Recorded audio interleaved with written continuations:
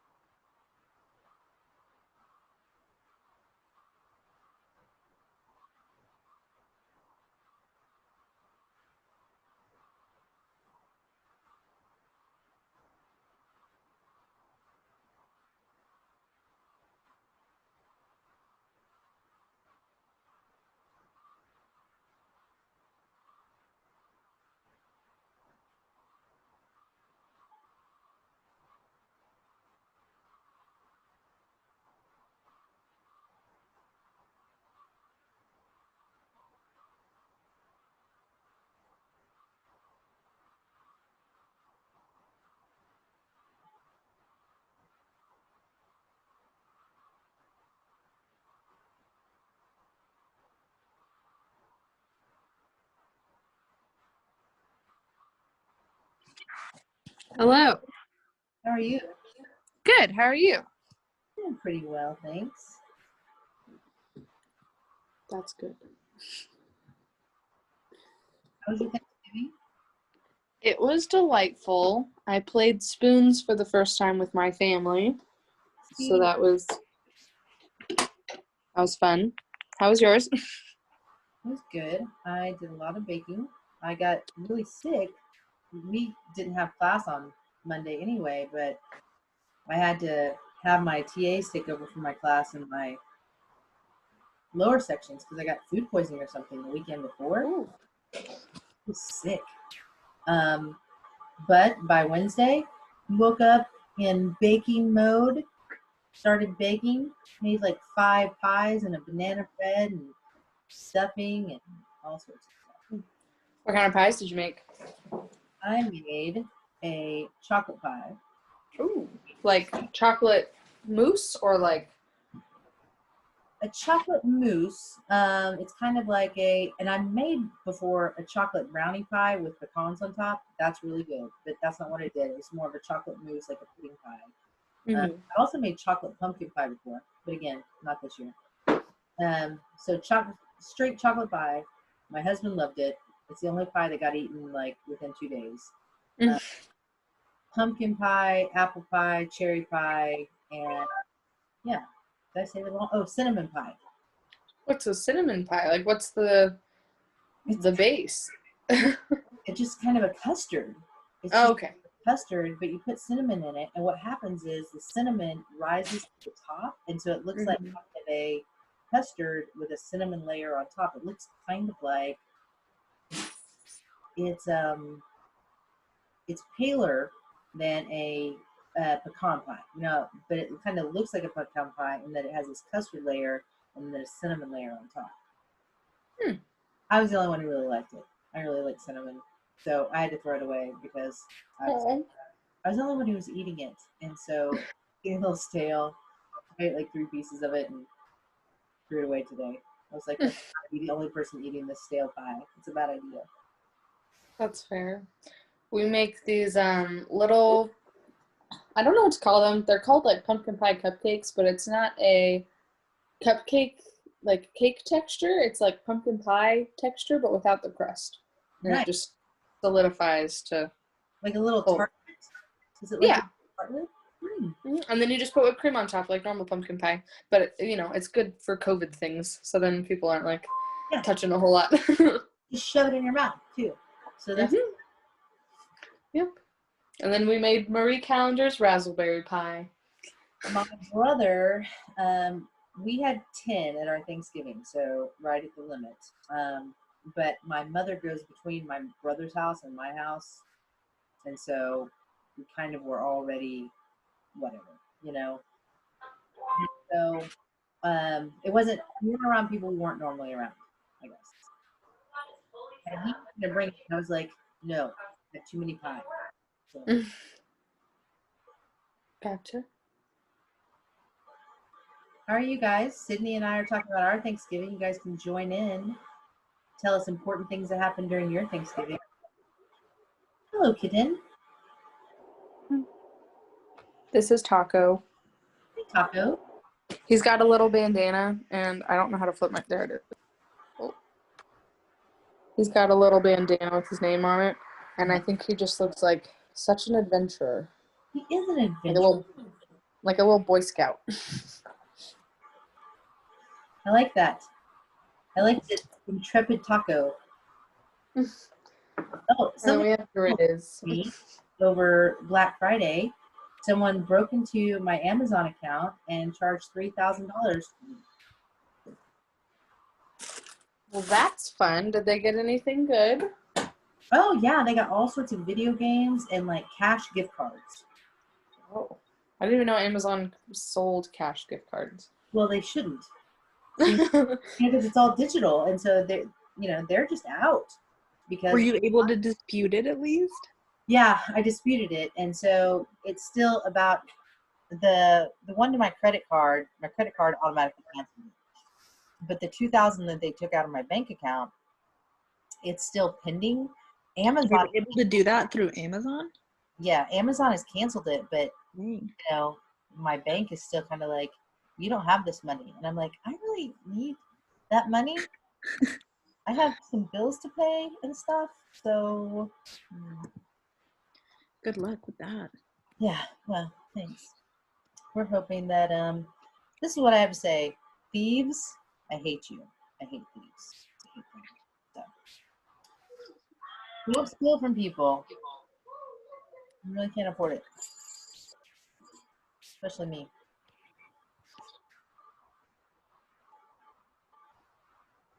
Okay. Well, it's not quite time yet. Anybody else want to tell me about your Thanksgiving?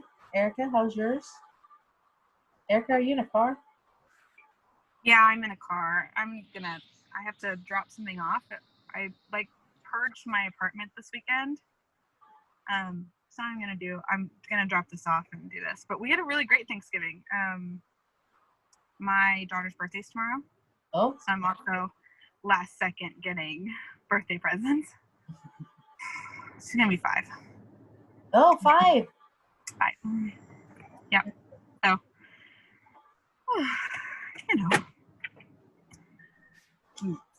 I'm not dreading it. That's not the right word. I can't believe she's 5.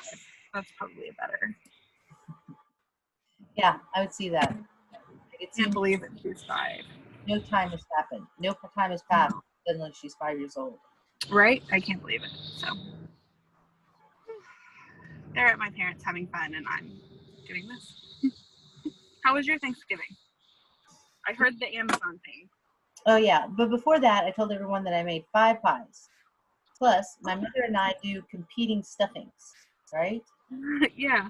So I'm about to ask you guys that. It's going to be my question for the day, which is, what is your favorite tradition that you have, right? For the holiday season as a whole, right? Thanksgiving through New Year's, okay? What's the favorite tradition you have? And mine is actually that my mom and dad used to do competing stuffings, and he would do the savory sage one, and she would do the apple one, right? And so my dad passed away 4 years ago, and since then I have taken over his job, and I do the savory stuffing, and she does the sweet stuffing. We compete every year to see which one is best. That sounds really fun. It is. I'm not a stuffing fan. I don't like stuffing. I wish I liked stuffing.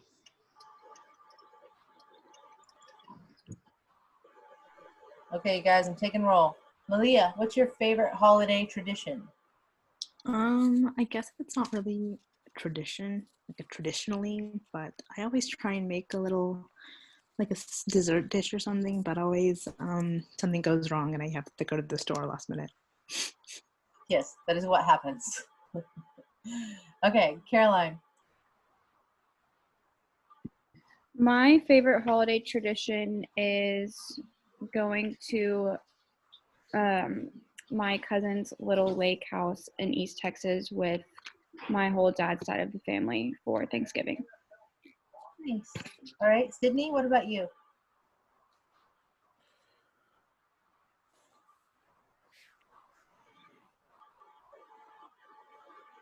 Sydney? I know you were just here. We were just having a chat.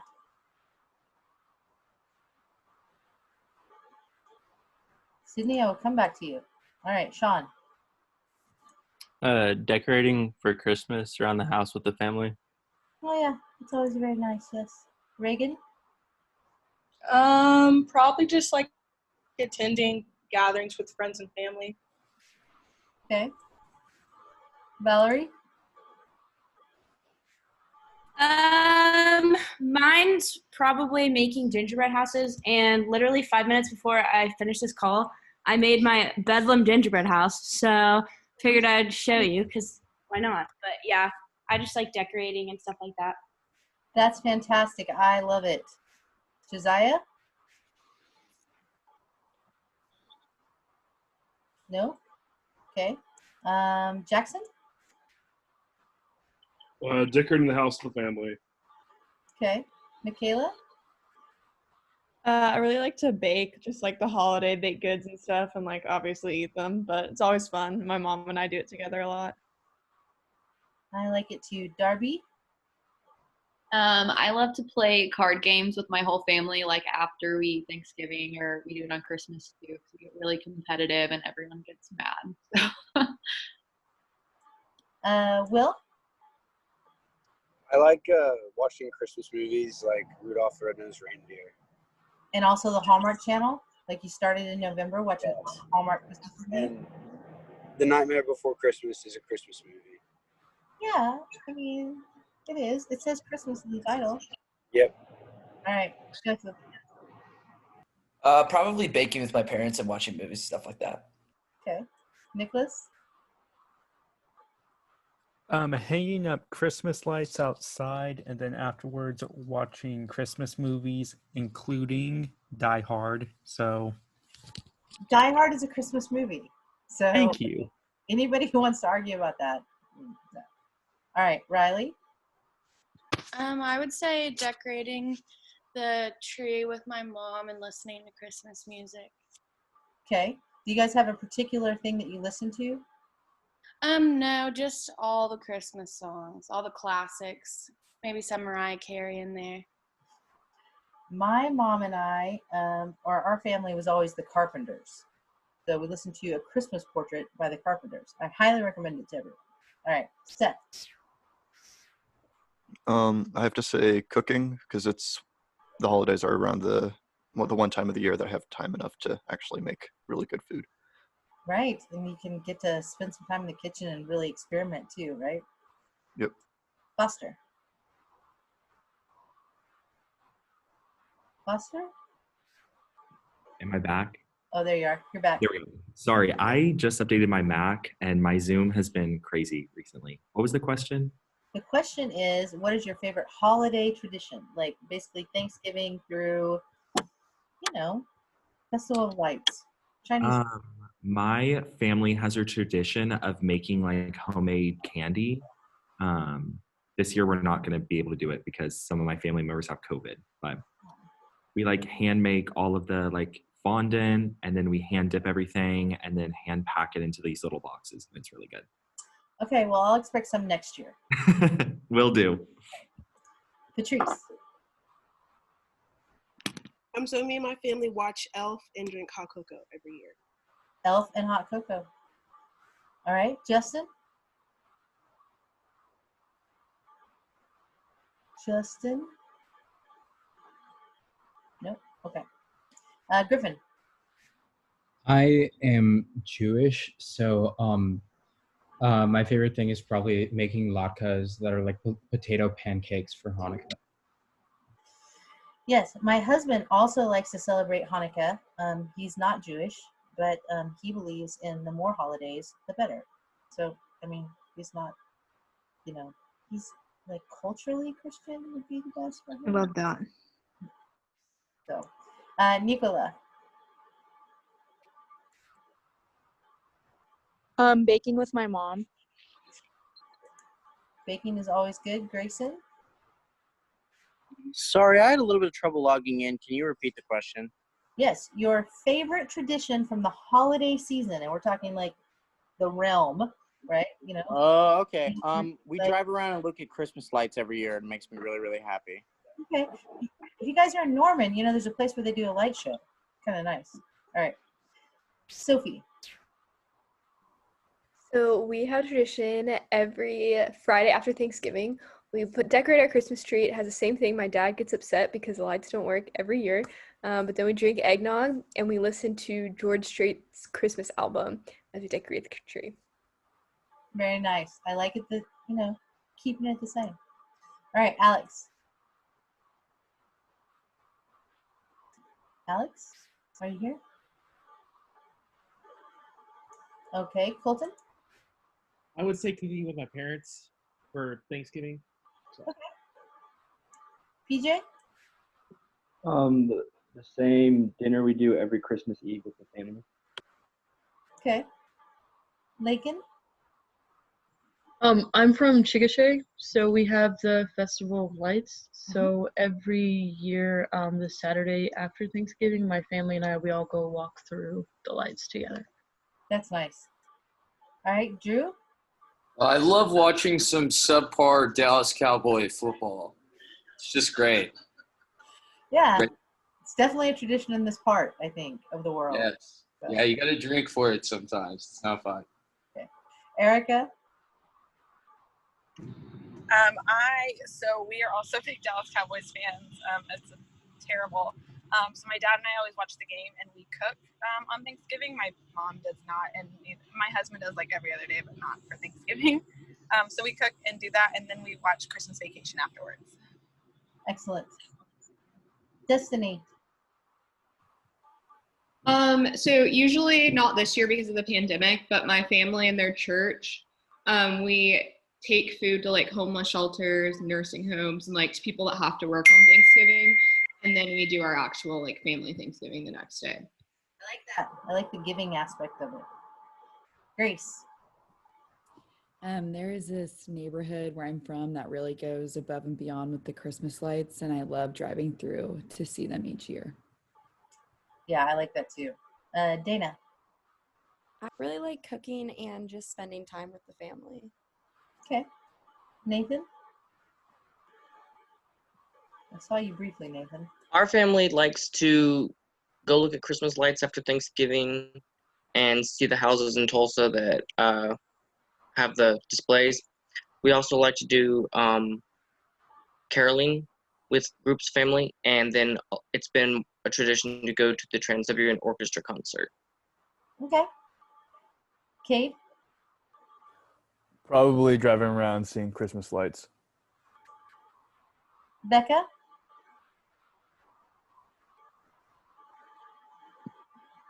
Hi, sorry. I think one of the things we usually do that we're not going to be able to do this year is we usually would go to the Trans-Siberian Orchestra concert.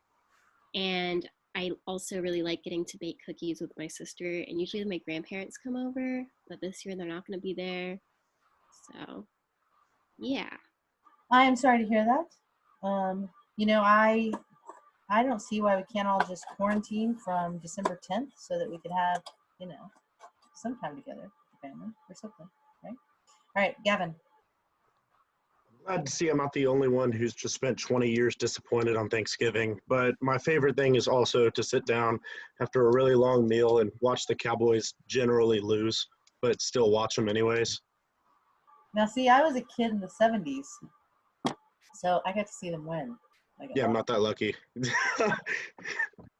Okay, Brianna. Just watching all the Santa Claus movies. I usually watch all 3 of them multiple times. You guys have watched the new, the part 2 of the, you know, Kurt Russell, Goldie Hawn one, right? On Netflix? If you guys haven't seen it, you should watch both part 1 and part 2. It's really, I enjoyed it. All right. So Sydney couldn't get her thing to work, and I think she texted me. I don't know, Sydney, can you make it work now? Yes, I'm here. My favorite tradition, I have 2. With my family for Thanksgiving, we never have turkey. We have ham. And then my friends and I, we have a DD. But then everyone else in the car has like a spiked holiday beverage, and we go look at Christmas lights. It's completely illegal. but you know, so. All right. Okay. Told the wrong person that. Oops. Well, not actually a police officer, so you're okay.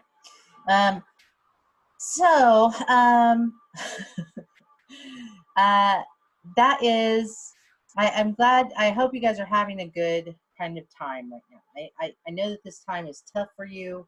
I know that it's weird that many of you probably have, and I hope most of you have been able just to get away from school and go home and do these last few weeks there so that you can be with your family and maybe, you know, quarantine so that you can see grandparents and stuff like that. But I know this is all weird for you, and I just hope that, you know, this is a good end to your semester and everything goes well. All right, so I want to share my screen with you. I'm going to start with this one.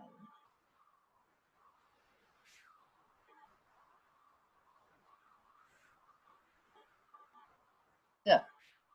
Very well with suburban women, and I think it's going to be one of the surprises. They keep saying, we don't know, we think he's not doing well with suburban women. I think I'm doing great with suburban women. They were talking about suburban women don't like Donald Trump. I said, I think they do. Suburban women, please love me, please love me. President Trump, just before the election, worried about his prospects among suburban voters after they swung dramatically for Democrats in 2018. With Joe Biden narrowly flipping several battleground states to win this month's election, how critical were suburban voters to his victory? We asked Nate Silver to give us his take on Biden's winning coalition. Although his win may not quite have been the landslide that Joe Biden was hoping for, one pattern the polls predicted did come true. He did really well in the suburbs. In fact, let's look at some actual voting data where the trends are really striking in some key states. To start with Pennsylvania, believe it or not, Biden did a tiny bit worse than Hillary Clinton in the city of Philadelphia. He netted about 471,000 votes from it as compared to 475,000 for her. But in the four suburban counties in the Philly metro area, Bucks, Chester, Delaware, and Montgomery, Biden improved on Clinton's performance by a combined 105,000 votes. That's enough to account for his entire margin over Trump in the Keystone State. How about Wisconsin? Similar pattern. Biden gained only about 3,000 votes relative to Clinton in the city of Milwaukee. Now, the suburban parts of Milwaukee, such as crucial Waukesha County, are traditionally very red, but they were a bit less red this year than before. Biden lost them by only 60,000 votes as compared to 85,000 for Clinton. That 25,000 vote improvement is enough to account for his roughly 20,000 vote overall margin of victory in Wisconsin. I don't even need to tell you about Georgia. You can just look at the map to see how much the entire Atlanta metro area has turned blue. But in the 5 core counties in the Atlanta metro, Fulton, DeKalb, Gwinnett, Cobb, and Clayton, Biden won by more than 700,000 votes as compared to 470,000 for Hillary. Now, some of that was college-educated white voters flocking to Biden, but it's important to keep in mind that suburban and white are not synonyms. In fact, 4 of those 5 Atlanta counties I mentioned are majority minority. Anyway, overall, this is a really easy buy for me. Those suburban votes were key to putting Joe Biden over the top in the Electoral College. Okay, so some of the things that we're going to look at as far as data, that's going to be one little snapshot. We're going to have to kind of do some bits here and there. But one of the things that we had all talked about was the key of suburban votes and suburban women in particular. We'll know more as the week goes on. But let's talk a little bit about what you guys were reading for this week. And then we'll come back to how it played out in this election. Okay, so these last chapters that you read were about the soul of America, right? And one of the key things that they pointed out in these chapters was that governing is hard, right? During the first couple of months, actually, one of the things that was heard from the Trump administration, people that were going in for the first time, they were surprised by how difficult it was to do the job. So Trump is unable to deliver on his promises. He promised a tax increase on the wealthy. Instead, there was a big tax cut. He did no infrastructure projects. The wall did not get built. He did not repeal and replace the Affordable Care Act. The experienced members of his team lasted for less than 2 years. Scandal, conviction, or they were fired.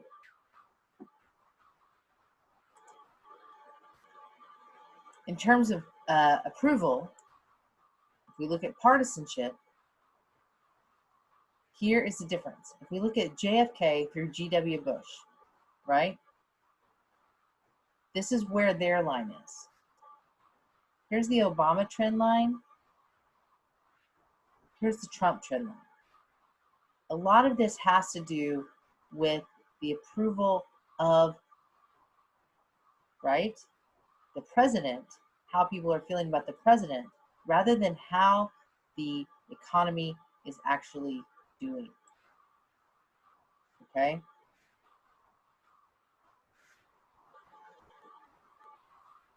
Trump's positions on some issues were having the opposite effect. So here's the wall.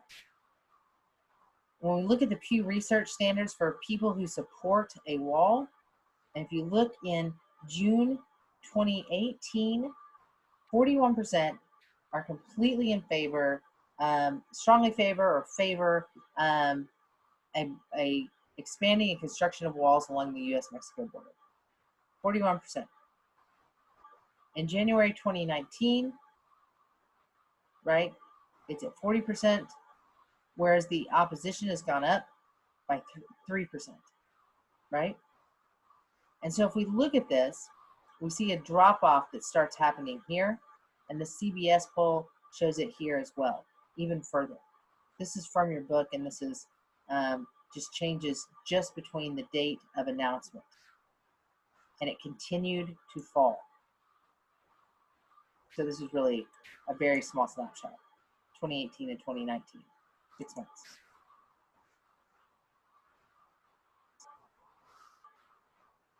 When we talk about immigration,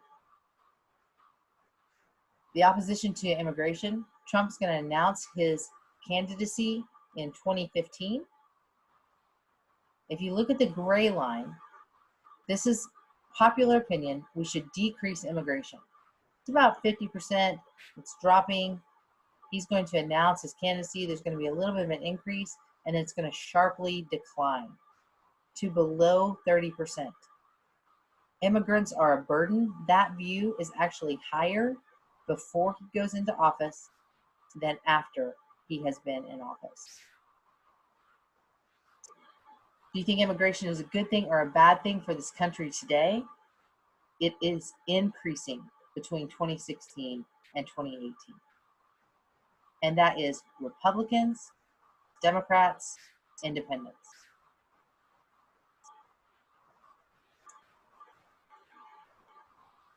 Racial inequality is caused by discrimination. We see an increase in people believing that, depending on if you're looking at the election study, the GSS, or the Pew Research. In each case, no matter what, the trend line goes up. If we look at this Gallup poll, perceptions that blacks have the same chances as whites in their communities for jobs and housing. This perception in 1998 is pretty high. But when we look at 2018, it's down to 61%, same chance for jobs, 67% housing. This is the lowest it has been since 1990, 1978, right?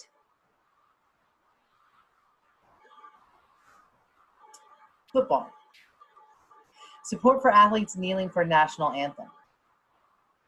We should not require athletes to stand. That's going to increase. Approve of kneeling as a form of protest. That's also going to increase.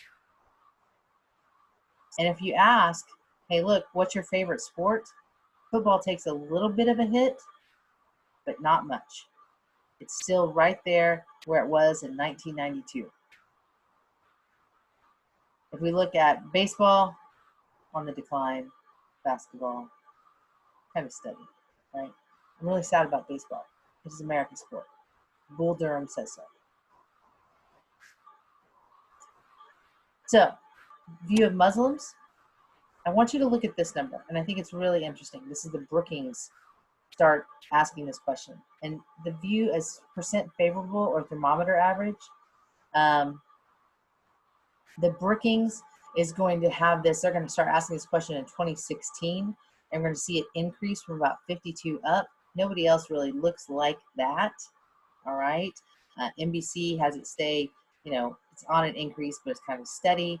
And then it's going to have Democracy Corps is going to go up a little bit. The National Election Study is going to be probably the best one for us to look at.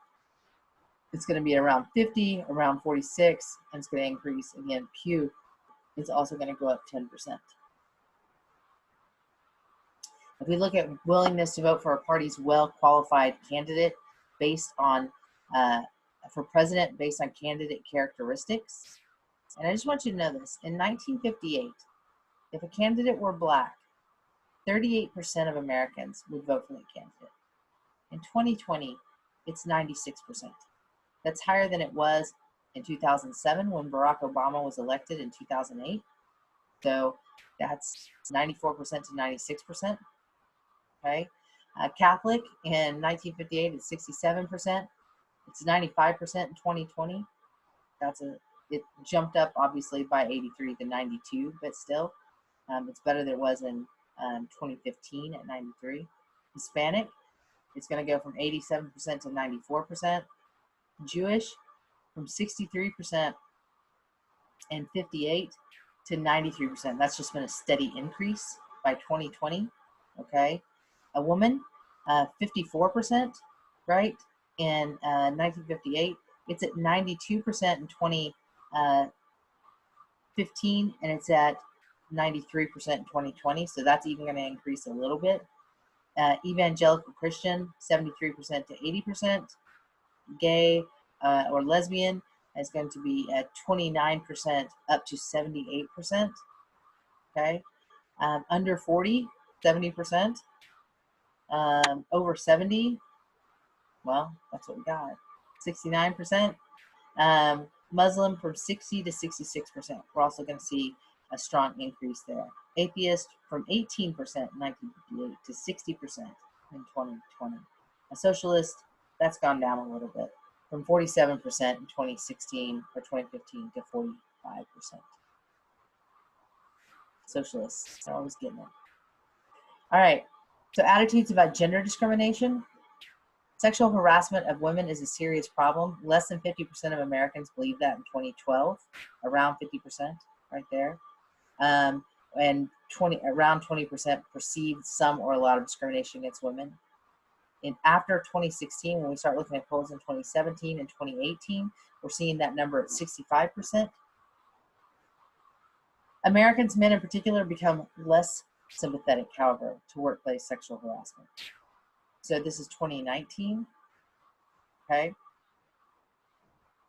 It's a major problem. That's going to be 62% of all adults, okay? 70% of women, 53% of men. Whereas in 2017, it was 69%, 73%, and 66%. In 1998, 50%, 55, and 45. So there's a little bit of a dip that it took between 2017 and 2019.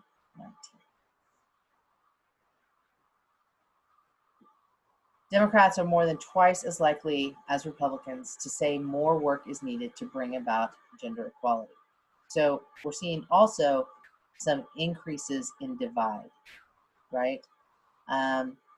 This is a percentage saying that the country, whenever it comes to giving women equal rights with men, hasn't gone far enough. All adults, that's 50%, okay? Whereas if we look at Republicans versus Democrats, 26% of Republicans and 69% of Democrats. It's a big difference there. It's a big difference. Okay. So let's go back to what we know. I'm going to stop sharing here for a second. Let's go back to what we know about what actually happened in this election. First of all, there was a strong, there's a 5 million vote difference ultimately. Joe Biden wins by more than 5 million votes. Hillary Clinton won by 3 million votes before. But that said, 150 million people voted. 150 million people voted. And so if we break it down to numbers we actually understand, which for me, that means taking away the million. If 150 people voted and I won by 5 votes, then I won, right? And I won the majority of the population. There's also the Electoral College, which we'll talk about. But I won the majority, but it wasn't a landslide, right? And so we are really talking about a lot of divides that have been created so deeply between people that there's not a clear decision that one way or the other way is overwhelmingly more right. And I think that's interesting. I think it's interesting in a lot of ways, like Nate Silver said, you know, it wasn't exactly the landslide that Joe Biden was hoping for. I mean, he won, and he won the Electoral College handily, right? And he won by more votes in those states than Donald Trump won in those states before. And he won with more overall votes than Hillary Clinton did. But while we can say that's a majority, we can't say that this is a landslide. This is not something where we say, oh, well, 70% of Americans believe in this. And we can say that about a lot of things. You know, 90% of Americans think Social Security and Medicare are a good idea. 70 to 80% think that healthcare and some sort of healthcare program by the federal government is a good idea. And so there are things that we are kind of overwhelmingly in agreement about. What are some of the things that you think are causing such a deep partisan divide? What are the key things that stand out to you? Please chime in. I'll share something else with you in a minute, but let's talk about this for a little bit first. I'm just gonna call on you guys. I can see some names. Sydney's already been talking. Like just making sure, like you're talking about like what leads to more polarization? Yeah, I mean, why is it? I mean, like I said, there are some things that we overwhelmingly agree on, right? I mean, we do. We overwhelmingly agree about a lot of things. I mean, even when these statistics that I just gave you, these are much more overwhelming. They're not 51-49 or 52-48, right? They're not. I mean, I'm gonna say it's kind of ironic because I think a big factor, and this affects like a lot of people, especially young people, is like social media, like echo chambers. So and it's ironic because we've never had more information, but that information keeps getting more personalized. So if that personalized information is only reinforcing something that you believe in, whether it's right or wrong, like it's not what other people are seeing. It's not the information that other people are seeing. So, you know, they think that other people's information is wrong, basically, is what I'm trying to say. That's a great point, Joseph. And let's talk about that for just a second. We've talked about the media a little bit in this class. And I do want to talk about a friend of mine. She is actually an assistant dean at the University of West Florida. She and I got our PhDs together in political science. She's written several books. I have not. But we're working on an electoral college project. She is her husband is a long time, and I think I've told you about him. He's one of my very good friends who is a very strong worker in the Republican Party in Florida, right? He's very active. It's what he does. Her mother and father are also very conservative. She's not unconservative. I mean, I've always viewed her as being relatively conservative. But the news that she reads and watches and engages with is so distinct that whenever they come home at the end of the day, like she's been browsing on her browsers and she's doing research at work and things like that, and they have a family dinner, and she realizes that she has not even seen the same stories they've seen, and they have not seen the stories she's seen. How do we resolve that? I mean, short of like getting rid of everything except for network television and bringing back Walter Cronkite, how do we resolve that issue when people don't watch or interact with the same media?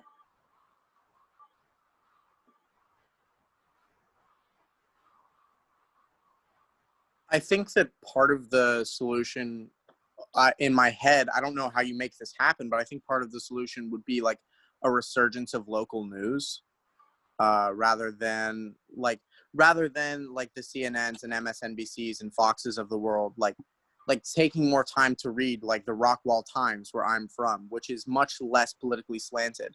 I mean, granted, they don't report on the same big national headlines, but I think that they could, and I think that it could help community engagement as much as it could help agreeing on one objective truth. Grayson, that's a great idea, right? And not only that, but people like to be involved. People join, for example, I'm an old person, so I join Facebook groups that are community-based. In particular, right, there's, of course, there are multiple Norman groups, but also there's my neighborhood group, right? And so if we're thinking about making a community news more of what it is that we're tuning into, I would do that because I pay attention to it. Because, yeah, when are they picking up the trash? Trash day is on Thursday. It's Thanksgiving. So I'm going to go scroll through it and I'm going to read other things too, right? So another thing that I just saw in the chat, I think, Foster, you said something. And so why don't you chime in on that, Foster? Yeah, so this was a talking point the other week that I had. And we talked about how local media stations are still owned by national corporations. My sister works at News 9. News 9 and News on 6 are two of the only locally owned news stations in Oklahoma. So while we do have like local news and it's very important, we also need to be cognizant that these local news stations are owned by larger companies that also have direct impact in their editorial, which can sway a certain way on a certain policy. Sure. So actually having like actual local news instead of like the facade of local news. For example, and that's perfect. For example, when Fox created local news channels that were broadband, they had these for a long time before they had news, actually, right? I mean, Married with Children and The Simpsons, right? This is what I watched on Fox whenever it first came out.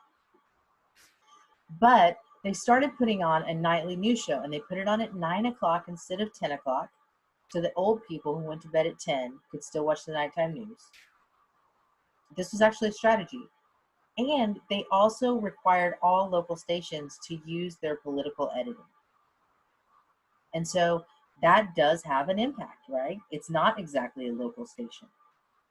It's controlled by that large, CNN, Fox, and MSNBC, right? And so that makes an impact as well. Okay, good ideas. I like this. I like the localness of it. All right, what else we got, guys?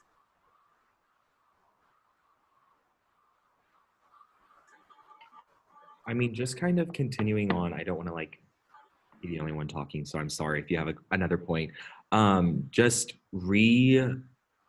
researching, I don't know the correct word for this, but just looking at the institutions that we have currently and seeing how those push us towards a divide. I'm going to take a very radical viewpoint and say that not having voting systems like ranked choice voting align the public to have like if my candidate doesn't win, then like it's totally over for me, if that kind of makes sense. So we need to be looking at all of these institutions, including the media, but also intergovernment services that force us to be put against each other. No, I like this too. All right. So first of all, we're talking about something that is local, grassroots, stuff that you guys can do, right? I mean, Rory Gilmore took over the Stars Hollow newspaper. You guys could do that sort of stuff too, right? So, I mean, local things, local activism, that's great, right? Also, maybe breaking up at the upper level those corporations. But then a broader institutional look at how it is state by state that we are choosing who can even be competitive, because that's what we're doing, right? It might very well be that many people would prefer someone that was more moderate, but that's not an option for them, because there's either the radical left or the radical right, and they don't want it. They'd much rather have the radical left than the radical right, or they'd much rather have the radical right than the radical left. But really, they'd be perfectly happy with, Joe Lieberman in the middle. And that's who they'd really prefer. But they know they can't vote for him, because if they do, then they're going to lose out, right? And so some institutional reform in terms of our electoral reform, and that is also, guess what, a state-by-state local solution. Now, we have monopoly antitrust legislation that could break up those media companies if they chose to do it. If Congress had the will to do it, they could do it. They could, strengthen legislation, go after antitrust violations. It would make a difference. So that's more of a national issue, and Congress has to have the will to act. I think another problem that we've seen recently is sort of the theatrics of federal politics. I was talking to somebody who was a staffer for the Republican Party on Capitol Hill for a little while, and she told me that it's like the worst kept secret in Washington that the job of Jim Jordan, who is a congressman from Ohio, the job of his press office is to get him on television as many times as possible in 1 week. And I think that is kind of, and I almost believe it because of how often I see him on television. And I think that's just problematic for our leaders to be doing that. And it seems to me that they're trying to be more like celebrities than actual civil servants. And it's 100%. troublesome. Well, when Woodrow Wilson, who was the first political scientist, he was known as a historian at the time, right? But when he wrote about Congress in the late 19th century, he talked about Congress and he said several important things, right? He said Congress in committee is Congress at work, the stuff you don't see, right? When they're negotiating stuff, that's Congress at work. He also said something else. There are show horses and workhorses. And so a lot of what we're seeing, because of the fact that, you can get on television or you can get on a radio program that is exactly your bent, going back to kind of the media availability for that. It's not a hard thing to do because there's so many outlets that are competing for that. And so show horses have a particular outlet that they did not have 130 years ago, whenever Woodrow Wilson was writing. Workhorses are unfortunately still doing all the work, and there are fewer and fewer of them. And so what sort of institutional change would you do in Congress to reward workhorses? What do you guys think? This isn't a Congress class, so I'm just asking for your questions here, or your best shots here. I'm not saying you should have read it. This is a more unpopular opinion, but I think there needs to be more closed spaces for politicians to negotiate and actually make compromise. I think with the media and having all these hearings televised, like I said, I think they're just trying to get sound bites for their base. And there's a place for that in certain scenarios, but like you think some of the most partisan politicians, if they have any sort of compromise, like they're going to get crucified by their base if they're not, even if they think it's more prudent to give a little bit, take a little bit. And so I think there needs to be an expansion of places where there are no cameras and that they can speak openly about actual policy compromise to get things done.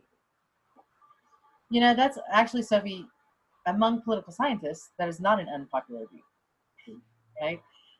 In the 1970s, we instituted a lot of sunshine laws so that we could see what Congress was doing. And what happened was Congress became more show-horsey, right? Also, we started liking Congress a whole lot less. The approval rating from Congress drops from, you know, something like 80% in the early 70s to what is it now, 12%? And that has a lot to do with the fact that we're watching the sausage get made all the time. And frankly, we don't understand what's happening. Well, we do. We should be able to watch. Somebody should be watching, right? But maybe not everyone. And so how do we deal with that, right? How do we say, I mean, we can't, and you know, I'm talking about free speech and transparency, which all sounds really, really good. So where do you draw the line on that? I don't think it's an unpopular opinion, certainly among political scientists, but how do you make it, frankly, a little less open and still make sure that there are democratic controls?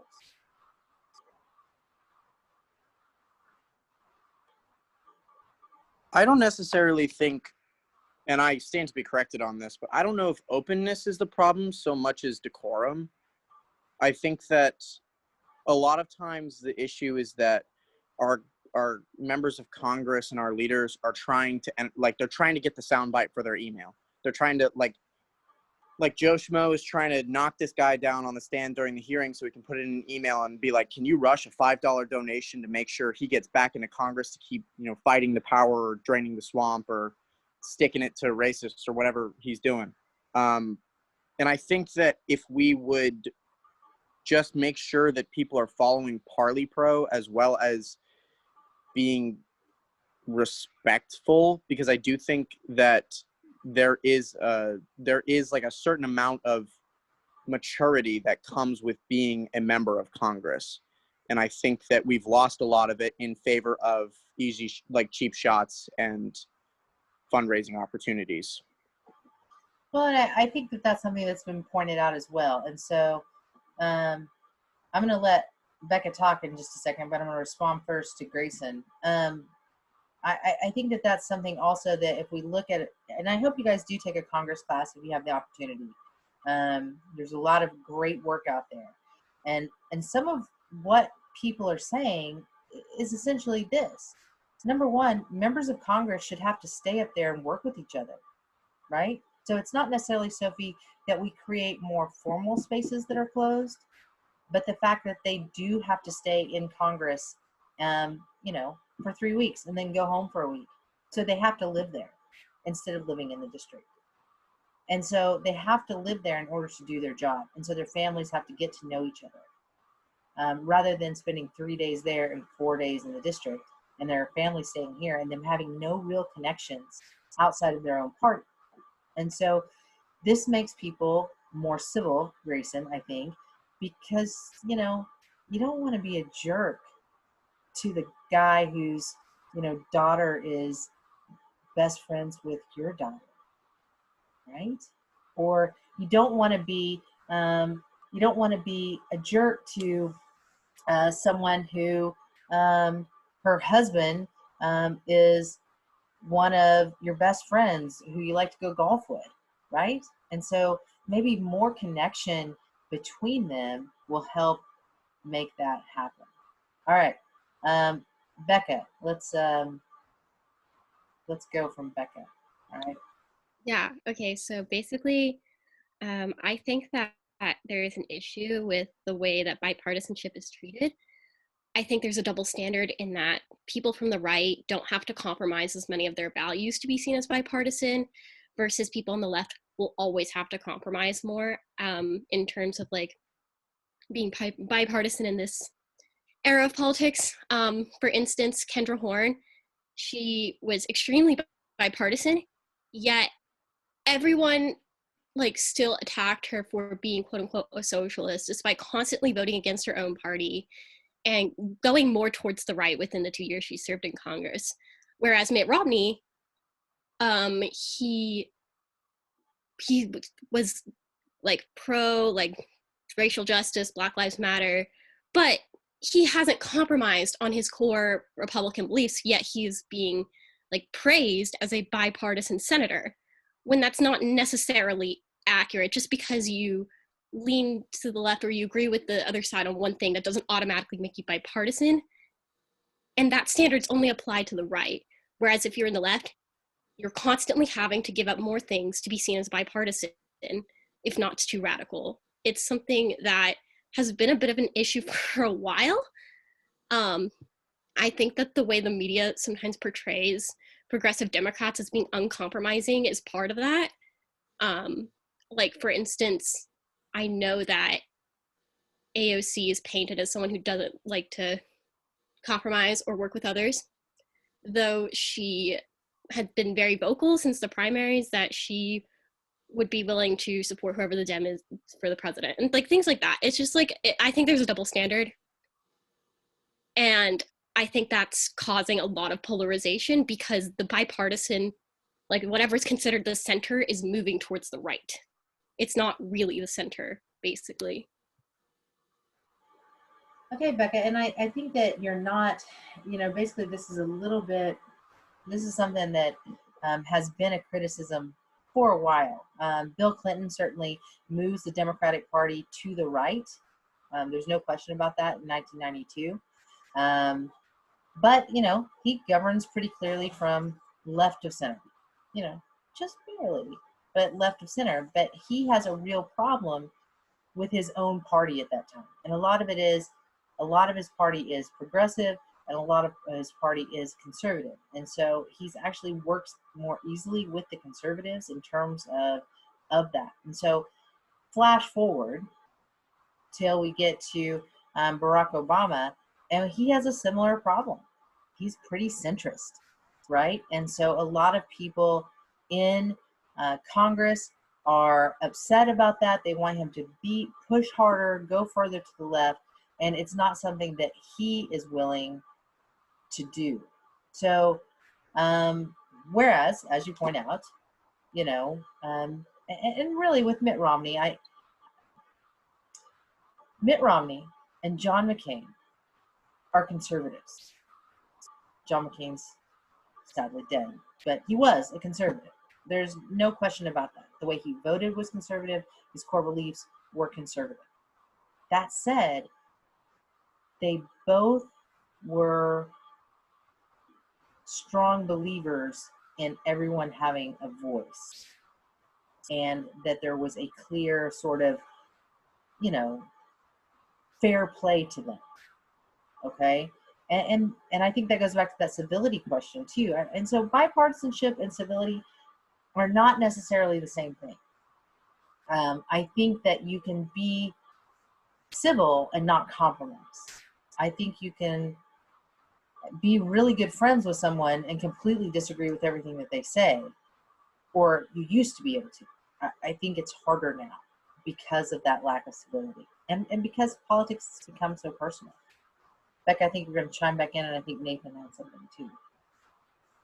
Yeah, I was just going to say that I definitely agree with that. I think the manner of which we discuss issues has changed a lot.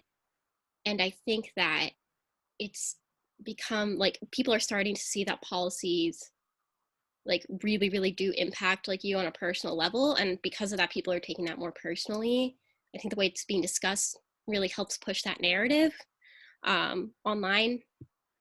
And yeah, I just think that it's really difficult now to like have the civilness in politics, just because like it's really difficult to have genuine dialogue when like everything's being pushed towards the right and there's this obvious large progressive movement. And I think it's like a flaw in the bipartisan system.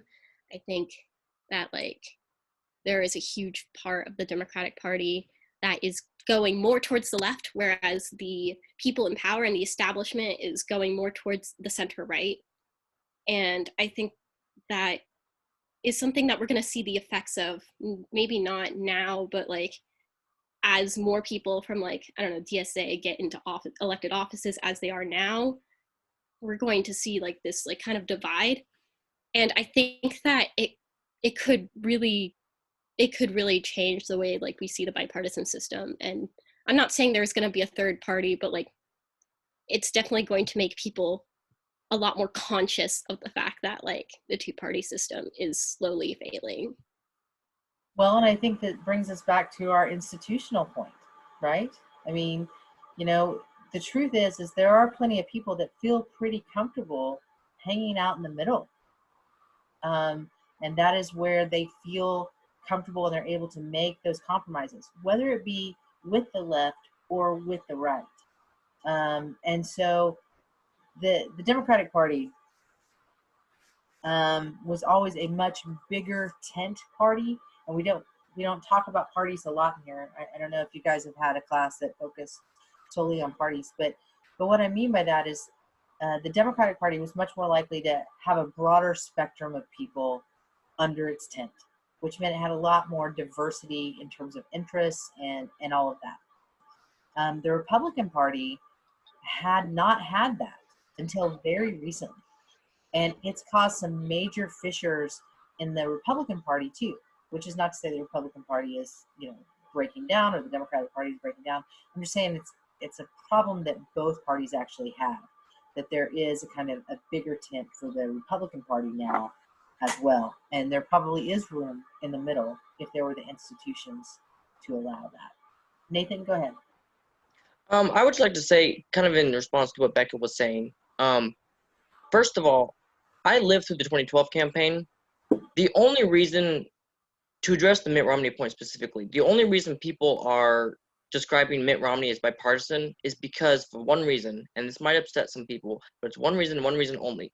He voted to impeach Donald Trump. And as a conservative Republican, I actually agree with that vote, and I'm glad Mitt Romney did it.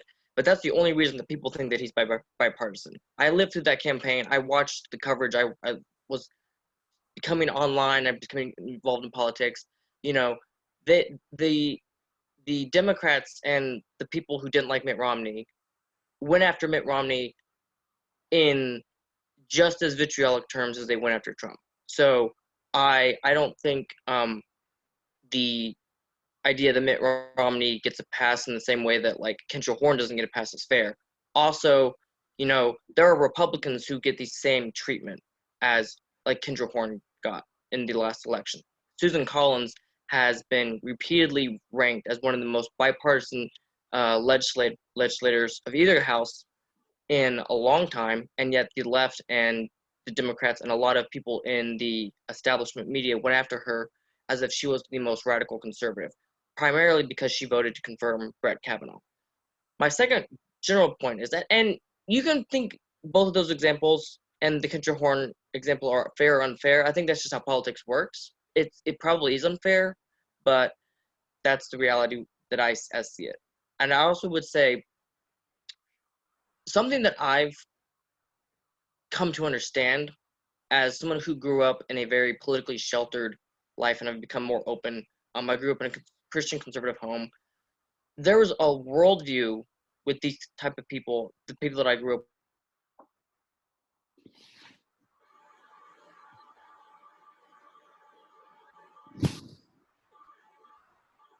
with, that everything does. And I keep hearing the same thing from people and realize that everybody thinks that they're losing. Everybody thinks that the country is moving away from them. Everybody thinks that they're the minority in opposition. And I don't think that's necessarily the case. I think we all have our opinions and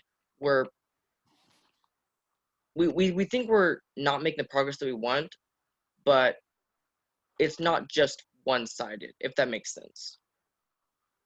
Now, Becca, I think you want to say something, but let me use what Nathan just said to kind of do a little wrap up, okay? Because it brings us back to what my point is. A vast majority of Americans think that healthcare is something the government should be involved in. The vast majority of Americans believe that Medicare and Social Security ought to be paid for.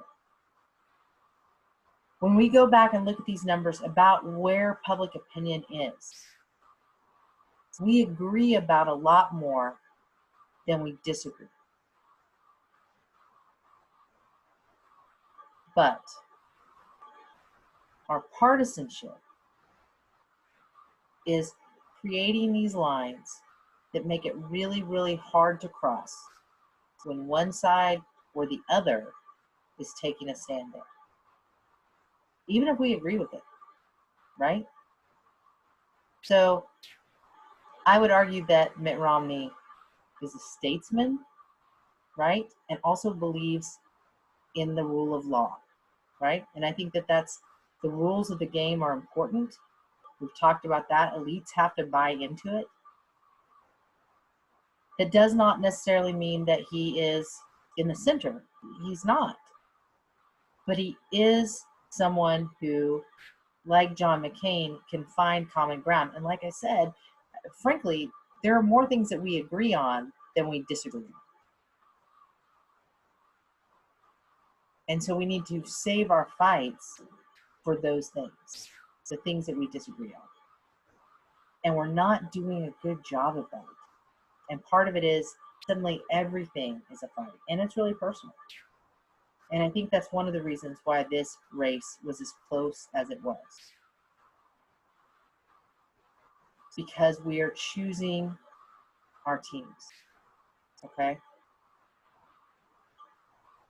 All right, anything else? Becca, did you want to finish up there? Yeah, all I'm gonna really say is Suzanne Collins didn't lose. So the fact that she was painted as a radical conservative did not affect her. She won. Kendra Warren lost. People are more scared of more to the left politicians than they are more to the right. It's just that's proof of that. So that basically just proves that. Yeah, ranked choice voting would be great, honestly. But also the whole like Mitt Romney voting to impeach Trump kind of also proves my point. Mitt Romney just had to do a couple of things and he was like championed as this bipartisan person, whereas a congresswoman who had voted against her own party several times was seen as a radical socialist and voted out. So that's, yeah, basically what I wanted to say to that. Well, and again, Becca, I mean, the Oklahoma electorate is still different from the Maine electorate, right? There's that as well. Susan Collins, you know, Nathan can say she was painted as a radical right person. She wasn't. I think that people were very disappointed and saw her as being weak whenever clearly she had spoken out against Brett Kavanaugh and said, these are things that we should not have in it as a justice, and then voted for him. I think that she was viewed as more weak than she was as a right wing, right? Because she did not actually stand up for things that she said were her principles. You know, and Kinder Warren, absolutely. Oklahoma is going to be a more conservative state, and it was a close race. It was a close race, and she won Oklahoma County. And so Oklahoma in its metropolitan areas it's changing, but Potawatomi County is still Potawatomi County, right? And so that means that in many ways, and I want to just go back to that again, people aren't actually looking at the issues at all. They're not looking at what people are doing at all. They're looking to see if there's an R or a D, and they're choosing their side. So all of you who watch the Dallas Cowboys on Thanksgiving, it didn't matter to you that they were going to lose. I mean, it did. I mean, you really wanted them to win. You're going to cheer for them no matter what, no matter how awful they were. And it's the same thing. Until we can figure out how to disengage ourselves a little bit from this team mentality, I think this is going to be really tough road for us. Can I add really quickly? Yeah, Destiny, go ahead.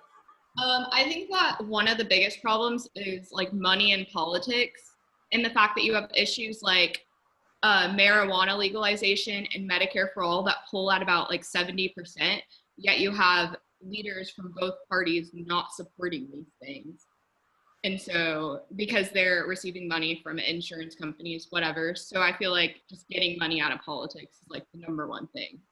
You know, somebody else said something a little earlier that made me want to bring that up, and you're absolutely right. Okay. So we will talk about that on Wednesday, I promise. But I think, no, we still have 15 minutes. Let's talk about it now. Perfect. Okay, good. I thought I was done.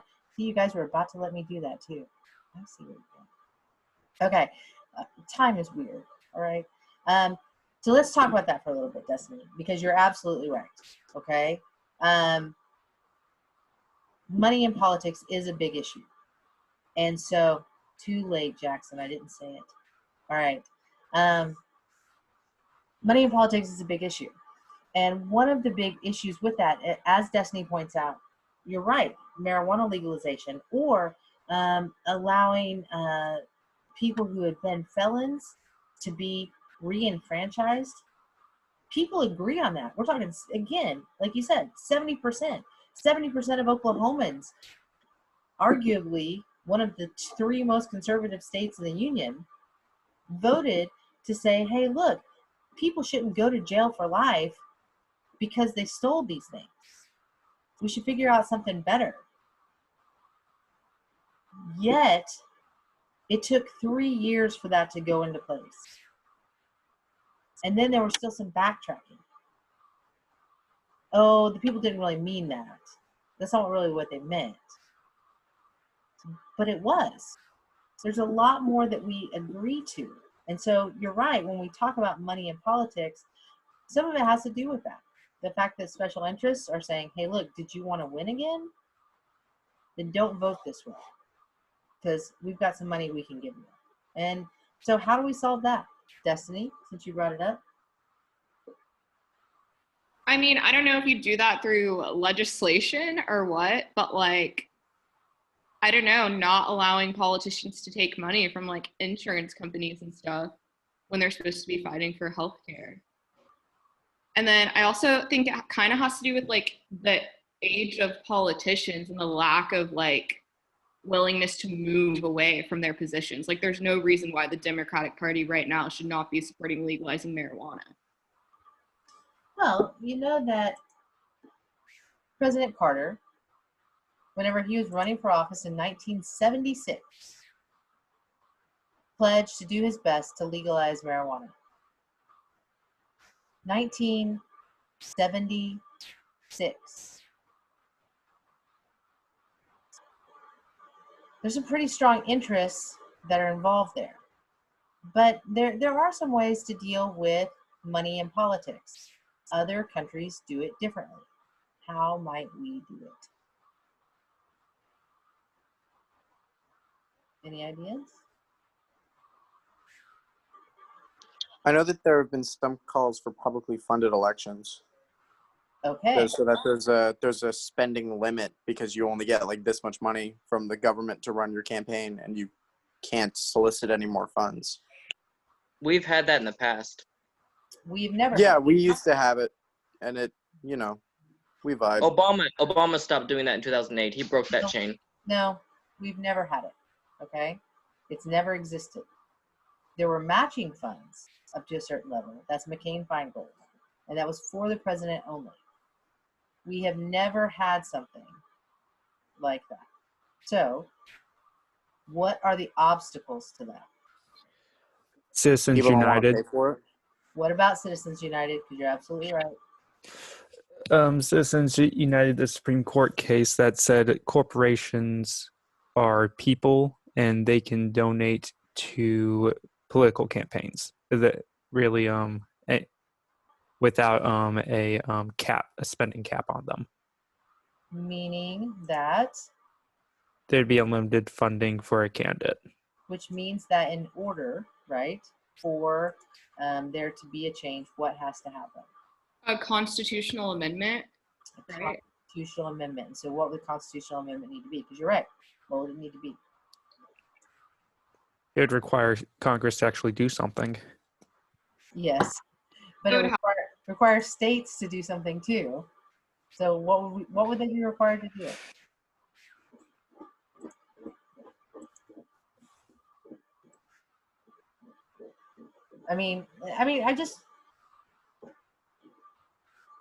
My question is essentially this, right?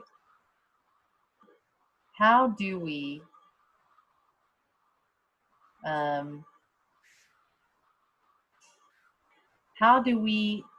get this amendment passed? What are the obstacles to that? I feel like one huge obstacle would be them voting like against themselves, kind of like term limits. Just like they're not going to vote for term limits because it doesn't benefit them. So to like make an amendment to reduce spending or reduce where you can get funds, it doesn't seem likely that they'd want to vote for that because it doesn't benefit them. Okay. It hurts them. Do you want that chair? How do you get around it? So, like, how do you make them think it benefits them? Is she paying solo? Oh, no, just I know. No, she's on. She's paying. Somebody's mic's on. Is that me? Yeah. So how do you get around that issue? How do you get people to vote against their interests? What do you do? I mean, against their own personal get reelected interests. What do you do? I think we just need to have better media campaigns. That's not really the word that I'm like thinking in my head, but just have more public outcry that like this is the change that we want. So maybe like a grassroots movement. Okay. So we could have, because it's possible, I mean, you could have a national convention, right? And you could have state conventions as well. So a grassroots movement that does that, and certainly at the state level, that's actually easier to call for state conventions. And then you have actual citizen legislators. We could overturn Citizens United, but that's not going to happen with this court. It's just not going to happen. I also think closing loopholes that allow for dark money. I'm a little bit far behind in the readings, I will not lie. So I just read one of the chapters about campaign finance, and just knowing the amount of dark money that there is like actually scary. Yeah, there are a few documentaries I could recommend to you from PBS Frontline that are also frightening. I will maybe put some links up on that. But yeah, money's an issue, right? I mean, it's out of control. Even candidates don't necessarily know how it's being spent. And, you know, I always show my 11-13 class the Stephen Colbert Super PAC thing. Have you guys seen this before? Let's watch it. I mean, I wasn't the biggest supporter of Miss Warren's campaign, but she put a lot of really good policies that would change the way that money flows in the US. And I really liked that part of her campaign.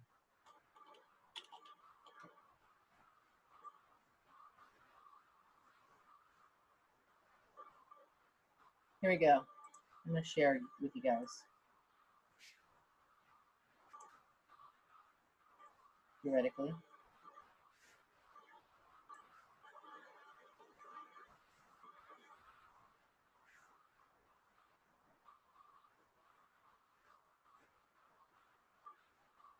This is a short version. I usually make my 11-13 watch the 6-minute version. In 2011, back when Stephen Colbert was still playing the mock conservative pundit version of Stephen Colbert, his show launched an actual super PAC called A Better Tomorrow Tomorrow. It was all played for comic effect, but there are a few important features of super PACs that Colbert called out. After the Citizens United case, Colbert himself exploited the new rules that govern how political action committees, or PACs, do business. Lesson 1, supersize it. How do I turn this into a super PAC? All you have to do is send a cover letter to the commission that says this PAC is actually a super PAC. A super PAC is like a normal political action committee, but with fewer rules. When Colbert first launched his PAC, Comedy Central's parent company, Viacom, asked that he shut it down. Instead, on the advice of former FEC chairman Trevor Potter, Colbert converted it to a super PAC. So here's my form. That's a regular PAC that cannot take money or a gift in kind from Viacom. Right. Now it's a super PAC? Right. Okay. PAC? Super PAC. There you go. Lesson 2, anonymize. This says that you are the sole director of the corporation. I am. And that you are now electing yourself president, secretary, and treasurer. Oh, sounds like a great board. Super PACs can accept unlimited amounts of money in donations. Calling on Potter's help yet again, Colbert set up a shell corporation in the state with the most lenient reporting rules, Delaware. Now I don't have to go to Delaware, do I? No, it's already been done for you. Okay. Lesson 3, embrace the absurdity. When it comes to cooperation between campaigns and super PACs, the rules push the boundaries of common sense. In early 2012, Colbert began a brief campaign to run for the President of the United States of South Carolina, and the super PAC began running ads. Now, because a super PAC can't coordinate with a campaign, Colbert had to give up control of A Better Tomorrow tomorrow. So naturally, he handed it off to Jon Stewart, who promised that he was totally independent of his partner in crime.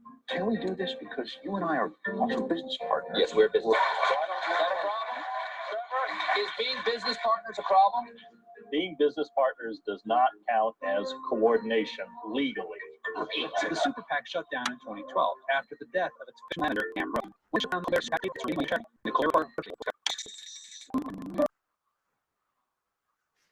So, Nathan points out that they don't necessarily have a high track record of success. That's not actually true.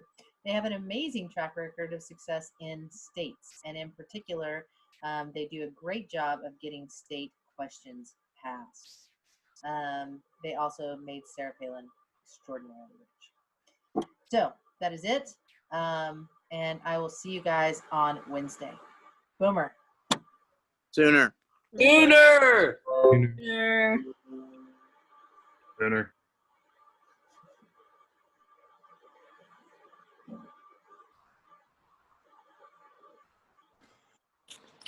I'm getting off, I swear, but I really liked your Rory Gilmore comment.